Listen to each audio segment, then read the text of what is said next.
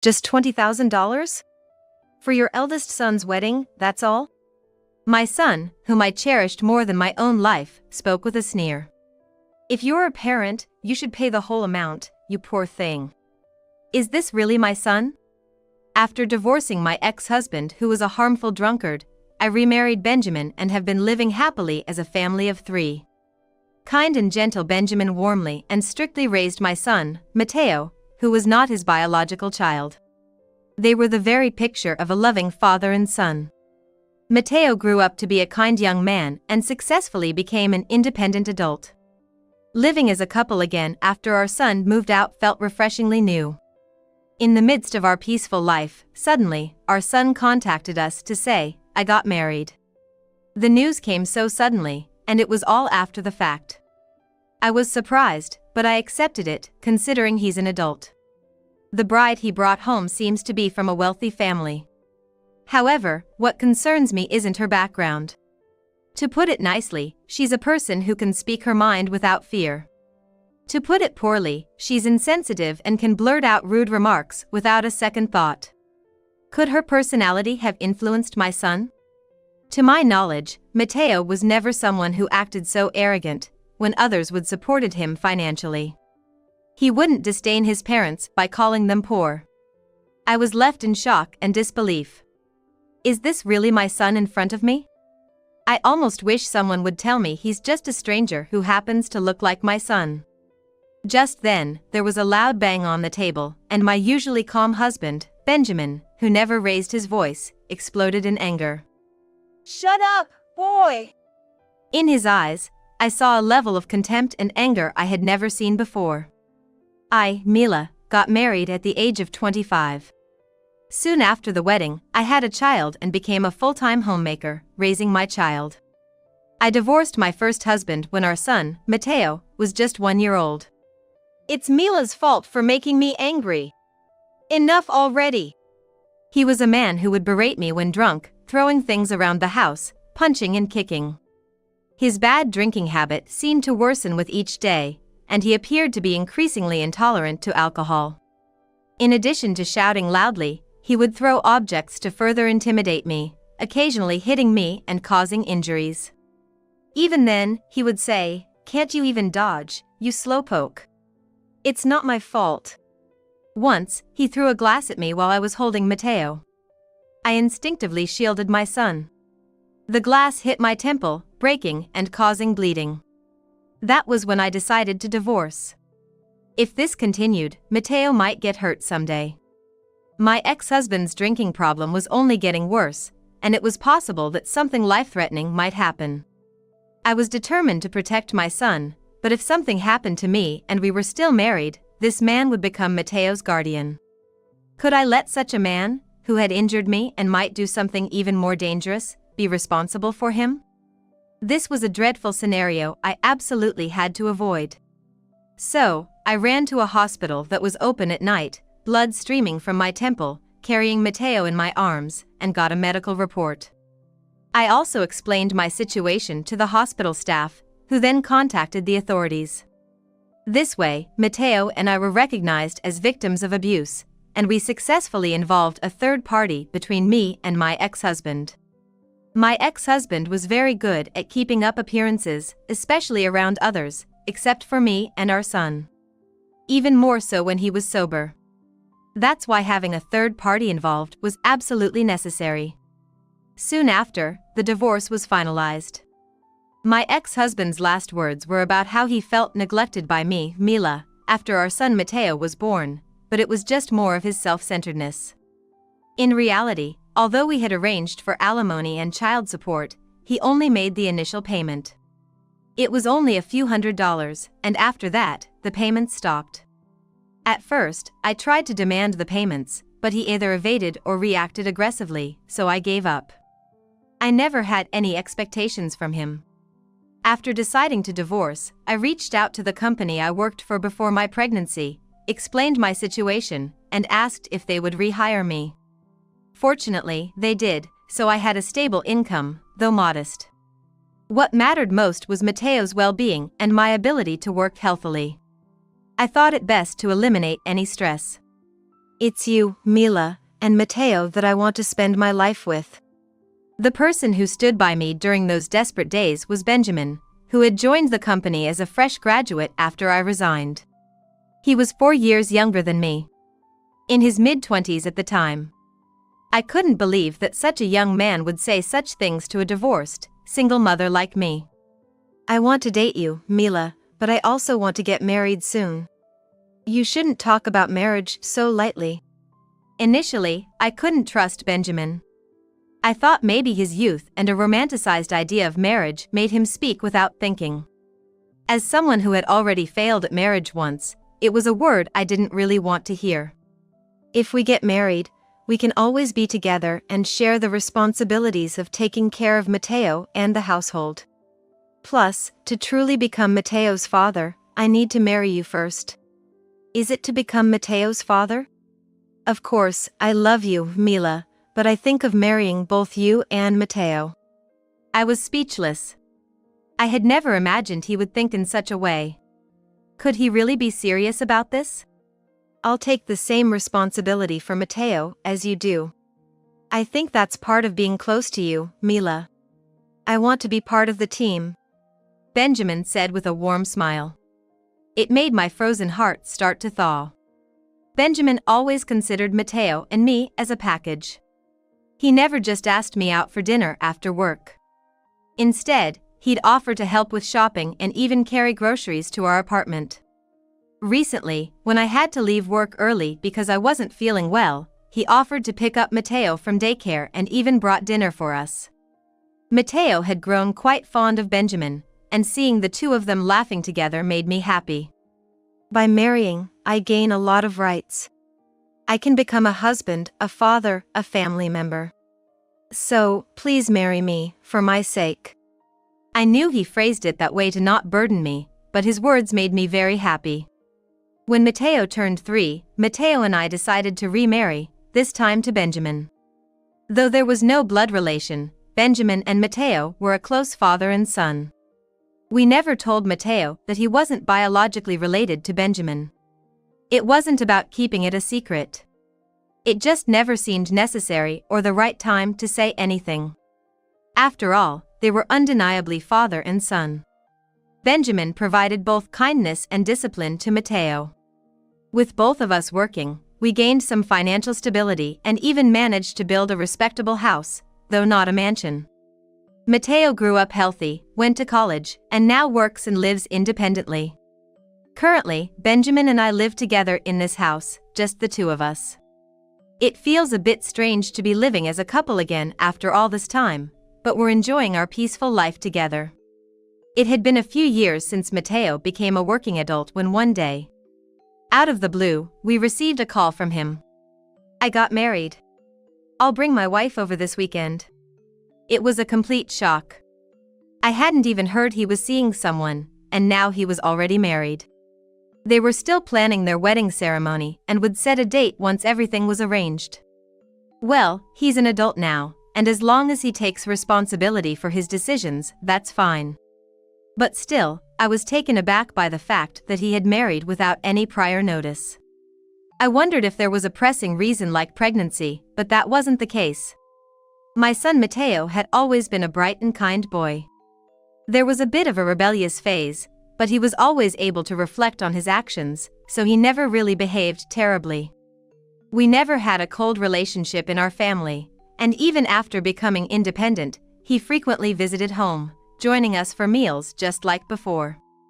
That's why Benjamin and I were puzzled by this sudden announcement of his marriage. "Welcome back, Matteo." "Thanks, Mom. This is Grace, my wife." Matteo brought his wife home on the weekend. The woman named Grace standing next to him smiled gently and bowed slightly. She was slender, demure, and I genuinely thought she was very beautiful. "Please come in." When I invited Matteo and his wife Grace inside, they nodded and followed Benjamin through the hallway. I naturally followed them at the rear and then. Grace was looking around the house curiously, glancing everywhere, her gaze darting to the stairs and closed doors. Even after entering the living room, her behavior didn't change. Her obvious scrutiny of our home felt both peculiar and somewhat unpleasant, raising questions about what kind of person she was. Her unabashed staring around our home was puzzling and as much a cause for discomfort as it was for growing curiosity. I couldn't help but wonder, what kind of person is this young lady? As we sat opposite each other at the dining table, ready to talk, Matteo explained that Grace was 2 years younger than him and had joined his company this spring. She must be around 25, perhaps having changed jobs. Grace's parents were chairpersons of a well-known company, and she grew up in a wealthy household with housekeepers always present to take care of everything. All these details were shared by Matteo, while Grace sat quietly beside him, not saying a word. Coffee or tea, which would you prefer? What kind of work do you do at the company? I hear you're planning a wedding. Do you have any particular preferences for it? Even when asked these questions, Grace would whisper in Matteo's ear, covering her mouth with a handkerchief, and he would answer on her behalf. Grace just smiled and narrowed her eyes, making the situation rather awkward. It all felt quite circuitous and cumbersome. Grace, I know it's our first meeting and you might be reserved, but you don't have to hold back. Just say whatever you want. Benjamin probably felt the same way. He said this as if he was running out of patience, but Grace continued to cover her mouth and only smiled with her eyes. Even after that, Matteo spoke on her behalf. They left early, saying, "We just came to report today." In the end, we never heard Grace's voice. What to say? Yes, indeed. After they left, Benjamin and I could only exchange such words, looking at each other. Is this how young people are these days? No, the new recruits at the company aren't like this. Not introducing oneself, not making proper eye contact, not uttering a word of greeting or thanks. Yet, she unabashedly looked around our home and didn't say any words of gratitude or seem concerned about the parting gift we gave. It was really strange. Almost like encountering a new kind of human. The sense of unease was significant. Now that they're married, they're their own family, so as long as Matteo and Grace do well together, that's enough. I agree, a moderate relationship seems just right. Benjamin probably felt the same. He said this with a wry smile. We neither desired to live together nor had any grand expectations about the mindset of being a wife. So, I thought it would be best if we just met on occasion. That was my thought, but, for some unknown reason, Matteo and Grace began visiting frequently. They didn't live far, so it was easy for them to stop by. But Grace still wouldn't speak a word. She would whisper to Matteo, who then answered for her. Their visits became more frequent, often staying for dinner or overnight. Which honestly felt stressful. Today, while I was preparing dinner, Matteo texted, "We're coming over." It was about dinner time, so I naturally asked if they would stay for dinner, and he replied, "Yes, we'll eat." When they arrived, they went straight to Matteo's room upstairs, not offering to help. Matteo used to help with meal preparations, but that's no longer the case. Which is both sad and disappointing. I'll go call Matteo and Grace for dinner. After Benjamin helped me finish preparing dinner, I decided to go upstairs to call the two of them down. Really, what to think of this? I mused as I went upstairs. I heard a voice that wasn't Matteo's, a woman's voice I had never heard before. It had to be Grace. It was the first time I heard her speak. Isn't this house too old? Is it second-hand? No, it's not. Your father-in-law and mother-in-law are not impressive. The house and the people have this poor vibe that's depressing. My first thought was, so this is her true nature. I was infuriated by her disrespectful tone and mocking voice, but it felt like the discomfort I had been feeling deep down had finally been revealed. If you don't cut ties with this old-fashioned family, it's divorce, you know? I'll think about it. Later, I waited for the right moment to call them down for dinner. The four of us spent a lackluster meal together, and Matteo and Grace left as soon as they finished eating. I'm disappointed in Grace's personality and Matteo's lack of discernment. Yeah. I'm most angry that Matteo said he'd think about it when Grace threatened divorce if he doesn't cut ties. I shared all of this with Benjamin as we drank coffee after dinner. I was upset at Grace for casually bringing up divorce and at Mateo for even considering abandoning his parents and home.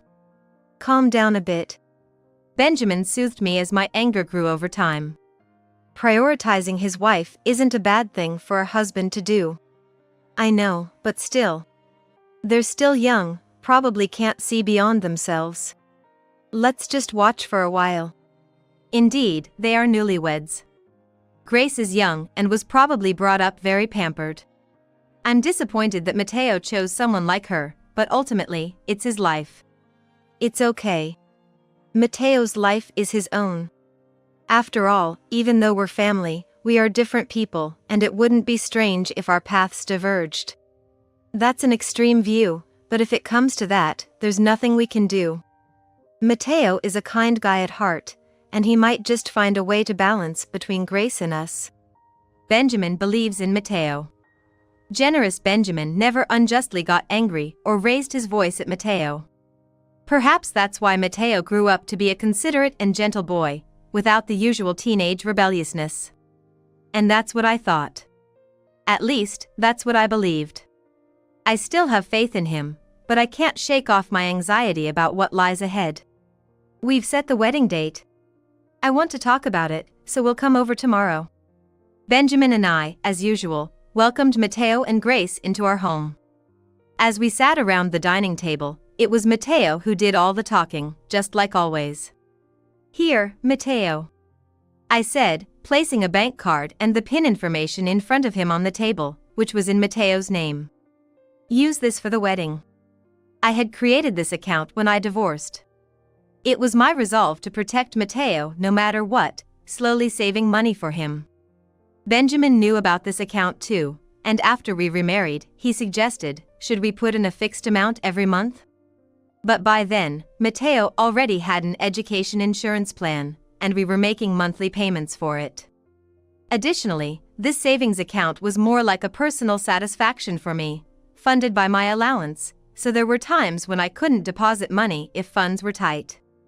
Even so, I had reached the goal of $20,000 I had set when I opened the account. So, I thought this was the right time to give it to Mateo. When Mateo received the bank card, he opened the PC and checked the account. "For the only son's big day in this house, only $20,000? Those were the words that came out of Mateo's mouth.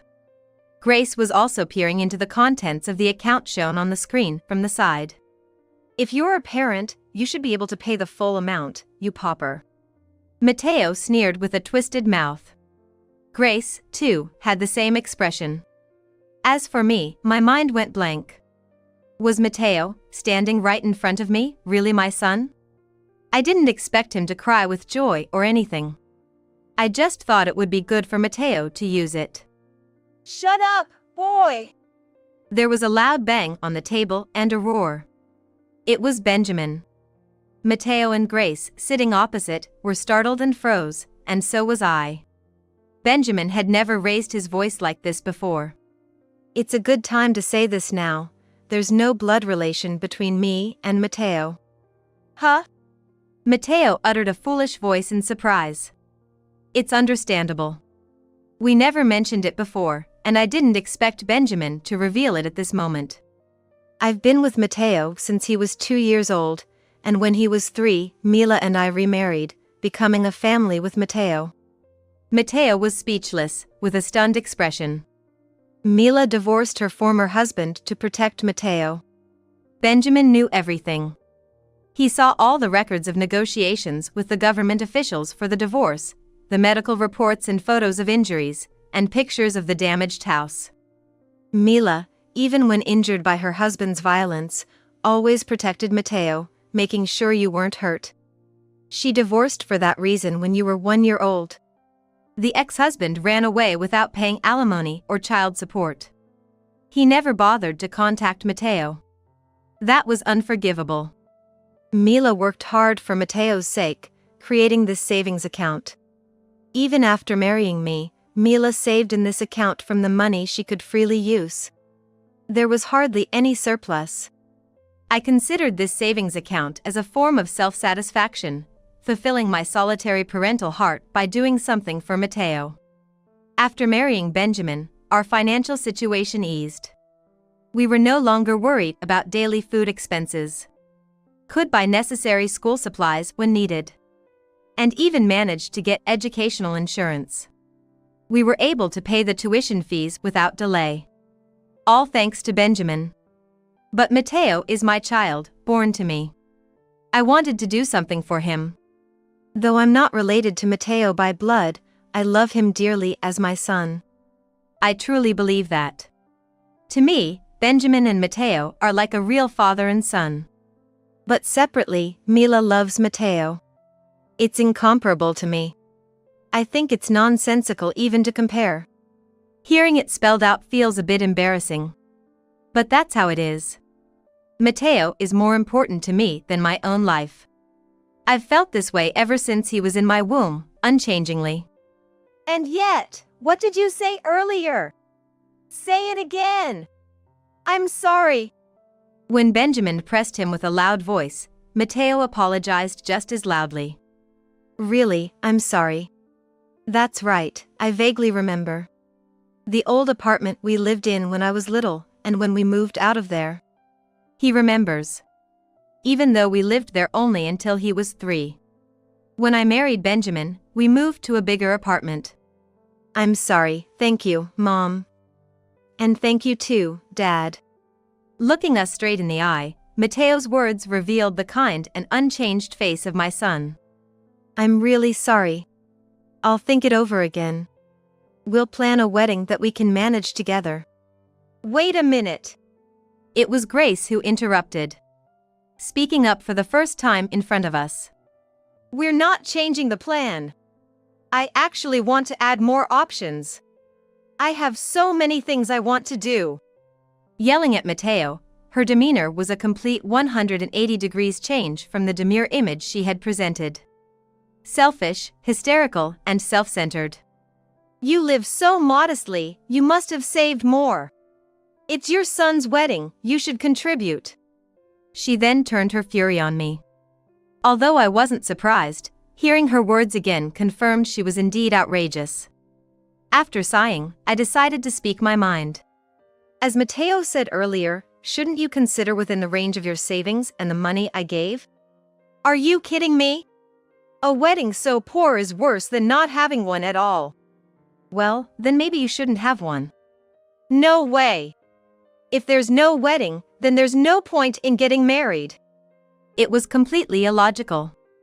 I wondered how to make her listen. How much is the current estimate for the wedding? $160,000. What? How much can you two contribute? Suddenly, Grace stopped talking. She shifts her gaze to Matteo. I can only manage $20,000. Grace says it's impossible for her. If your family is wealthy, why not ask them for support? Grace's parents have said they won't give any money. She said they told her she should understand why. Weren't they a wealthy family? Yet, they refused to contribute to their daughter's wedding. Benjamin and I exchanged puzzled looks, both tilting our heads in confusion. Eager to hear the reason, all 3 of us stared at Grace, who made a face as if she had bitten into a sour grape. Grace. It's impossible. Why? I overspent a little. On what? Dad's card. In response to Matteo's questions, Grace gradually explained. To summarize, Grace had been given a family credit card by her father, which she used for shopping as if it were her allowance. However, her spending became increasingly extravagant, and she maxed out the credit card limit. Her parents were furious when they found out. Realizing they had spoiled her too much, they decided not to give her any more money, regardless of the situation, and to make her experience earning her own money. They managed to get her a job at the same company as Matteo through family connections. Nevertheless, it seems Grace hasn't saved any money at all. Living at home, Grace shouldn't be paying any living expenses, but it seems hard for her to break the habit of spending money like water. Under these circumstances, her parents have decided not to contribute financially to her wedding. It seems they believe this will continue until Grace develops a more typical sense of money management, but for now, they think it's impossible. So, $160,000 is out of the question then. That's why Mateo's family should just pay for it. Mateo pressed his forehead weakly and murmured, but Grace, on the other hand, confronted him loudly. I told you. I can't marry someone who doesn't share my financial values. If you don't have money, there's no point in being married. I have no use for a poor person. Seems like you're the poorest here, Grace. What did you say? Grace became furious at Mateo's honest remark. It must have been the last thing she wanted to hear. You go around calling other people's families poor, but it's not funny that you're actually the poorest. Anyway, let's apologize properly. Of course, I have to apologize too. If you don't have money, I don't need you. I'm getting a divorce. So, Grace's attitude seemed like nothing but whining, and Mateo's responses were becoming duller. I guess it must be tiring when the conversation isn't going anywhere. Why did you marry Mateo, Grace? I decided to ask what I wanted to know. It seems she can answer questions. I wanted to marry someone from the same company. Why someone from the same company? If you marry someone from the same company, you can quit your job, right? I see. It was common in the past. Women often used to quit their jobs when they married a coworker. I wonder if that culture still exists in Mateo and Grace's company. I don't want to work anymore. If I get married, I can quit. I can't quit right now because of the wedding guests, but I'll quit right after the wedding. It feels like something's wrong, but at least I understood that Grace's parents' feelings are not getting through to her. It's quite unfortunate. And why did you always whisper to Mateo and let him do the talking? I was simply curious. I couldn't understand why she did that. Because I didn't want to talk to someone who seemed poor. I didn't want to get tainted by poverty. Besides, they'll listen if it's their son talking. I was oddly impressed to realize that there really are people who say things like this. At this point, it seems beyond redemption. Grace, can you explain this? I took an envelope from the shelf behind me, spread its contents on the table, and addressed Grace. There were several photos. In all of them, Grace was pictured, but she was arm in arm or embracing men other than Mateo. Moreover, each man was different. Grace, what's this about? I want to know what this is about, too. Grace was taken aback by Mateo's question. But I wasn't going to let it go. This is evidence of your affair, isn't it? What? Did you hire a detective or something? Spot on. I remembered hearing Grace say to Mateo, "Divorce if you don't cut ties with your family." I wondered why she was so quick to threaten divorce. The difference between her behavior in front of us and in private was too great, so I simply thought it was suspicious. That's why I hired a detective to investigate her behavior, including infidelity. And it was a hit. Or should I say, a miss. She appeared to be involved with several men, hiding the fact that she was married. Are you keeping these men around to get gifts from them? Exactly. If I can't buy it myself, I have to get someone else to buy it for me. Is there a need to go to hotels? Shut up! It's none of your business. Grace seemed reckless, not even trying to hide anything. It does concern me. Mateo spoke in a low voice. Grace visibly flinched, but she quickly regained composure and glared at Mateo with a sharp look. We're getting a divorce. Of course. I'll be asking for alimony too. Why? You should be able to figure that out. Mateo glared back at her. At the firmness of Mateo's stance, Grace seemed to be at a loss for words and stood up abruptly. I'm leaving. I can't stand this anymore. And with that, Grace stomped out, her footsteps echoing as she left. We heard the front door close, and we all let out a big sigh. Afterward, Mateo and Grace's divorce was finalized without a hitch. Although Mateo demanded alimony, the likelihood of it being paid in full was slim. More pressing was the debt incurred from the expensive bags and shoes Grace had insisted on when they got married. Grace was the primary debtor, but Mateo had unfortunately become a cosigner. Given the current situation, it looked like Grace was heading towards bankruptcy, which meant all the debt repayment would fall on Mateo's shoulders. Moreover, as a cosigner, he could be asked to pay it all at once. Consulting a lawyer, it seemed manageable through debt restructuring, so that was the plan. Even though they were divorced, the obligation to repay the debt didn't disappear. It's a sad story, paying off a huge debt for a woman he didn't even love, but it's an expensive lesson learned. All I did was have a lawyer send letters to Grace's various flings. The letter implied, "Looks like you might be liable for the debt Grace accumulated during her marriage. Are you okay with that, considering the affair?"